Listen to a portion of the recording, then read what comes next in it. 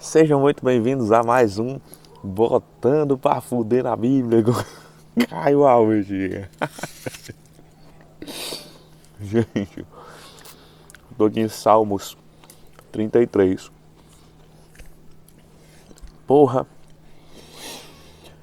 é interessante como se misturam coisas bonitas com coisas bosta, né? Parte do que eu estudei no Corpo Explica tem me servido para usar nessa interpretação aqui. Sabe por quê? Uma parte. Um rapaz aqui falando, ou um homem, não sei. Falando assim: nós dependemos do Eterno. O Eterno abençoa aqueles que se ajoelham e que se mostram dependentes dele. O Eterno ajuda aqueles que lhe rogam, que lhe servem, que lhe pedem. Porém, o Eterno amaldiçoa e destrói aqueles que se acham autossuficientes. Legal.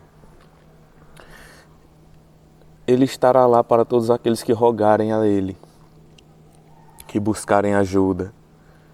Dependam do Eterno.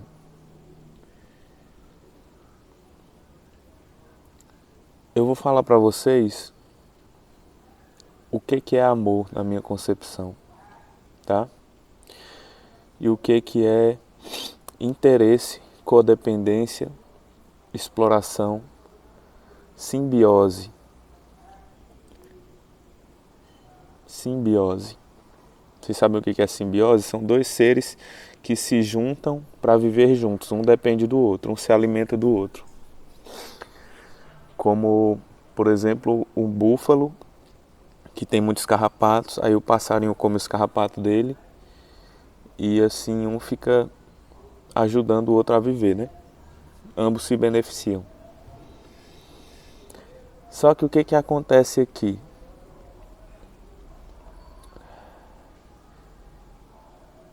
Quando alguém te ama, a pessoa não quer você dependente dela. Quer não. A pessoa quer que você se desenvolva e seja capaz de cuidar de si. Seja capaz de resolver as situações na sua vida. E que você esteja com ela por bem, porque é gostoso, porque dá vontade para viver momentos juntos, e não porque você precisa, você depende, né? E o que é pregado aqui nesse Salmos 33, basicamente dependa, se abaixe, você é um merda, você sempre será um merda, você nunca será capaz de se virar sozinho. Continue aqui grudado no Eterno, nunca se torne autossuficiente, continue sempre dependente. E vocês sabem o que isso me remete? Aquela questão do corpo explica que eu falei? Pais e mães que criam os filhos não para o mundo, mas para eles mesmos. Mantêm os filhos dependentes, fazem inclusive os filhos se sentirem incompetentes perante a vida, humilham os filhos, tratam os filhos como incapazes, resolvem as coisas para os filhos que já podiam estar resolvendo as coisas sozinhos, mas eles não estimulam isso. Eles resolvem as coisas para os filhos para que os filhos fiquem presos a eles. Por quê? Porque eles assumiram o papel de pai e de mãe de forma integral. Porque eles não têm outros projetos na vida. Porque pensem bem aqui comigo. Se você tem projetos na vida, você não quer ninguém grudado em você, não. Lhe perturbando, dependendo de você. Quer não. Você quer ir tocar seus projetos. Viajar, conhecer o mundo, construir, fazer alguma coisa que você acha divertido, dançar, curtir, transar, se relacionar, sei lá o quê. Agora, se você não tem o que fazer, você morre de medo dessas pessoas aí não dependerem mais de ti, porque aí tu vai ficar sem ter o que fazer. Sem chão. Sem ter a quem controlar, manipular, né? E muitos pais fazem isso com os filhos em uma atitude absolutamente de desamor. É consciente? Nem sempre. Nem sempre. Mas se eu tenho um filho, eu tento criar ele para que ele seja capaz de lidar com a vida, não para que ele sempre dependa de mim, porque senão caso eu morra, ele vai morrer também, que ele não sabe se cuidar, se virar, né? Mas o que acontece?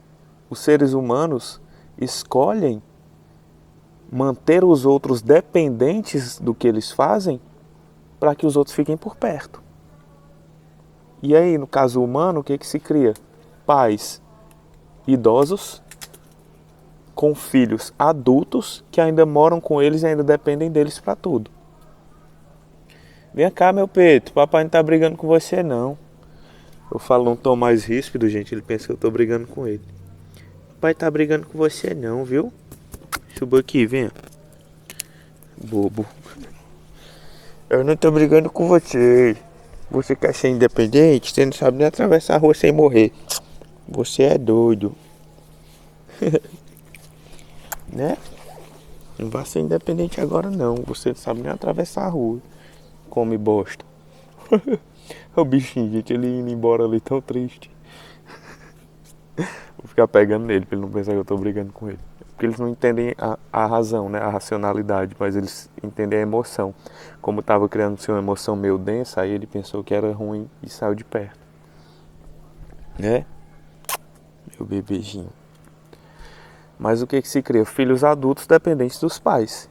E não se saem de perto, não criam a própria vida deles, não aprendem a tocar a própria vida, a cuidar da própria vida, porque os pais resolvem as coisas para eles. Pagam as contas, fazem as coisas, providenciam a casa, né?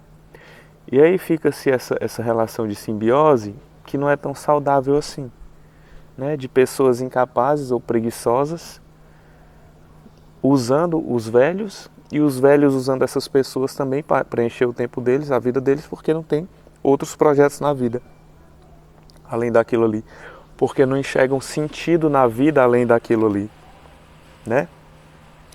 Mas pergunta aí, se os velhos tivessem o que fazer, se eles iam querer uma ruma de marmanja para ele estar tomando de conta, sustentando? Ia nada, iam querer era cair no mundo.